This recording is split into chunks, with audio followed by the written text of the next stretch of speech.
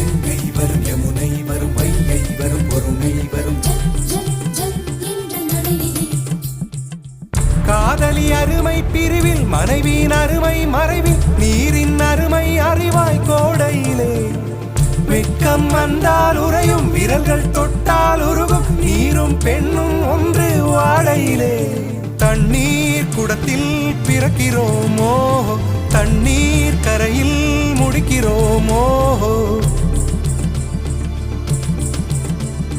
தண்ணீர் குடத்தில் பிறக்கிறோமோ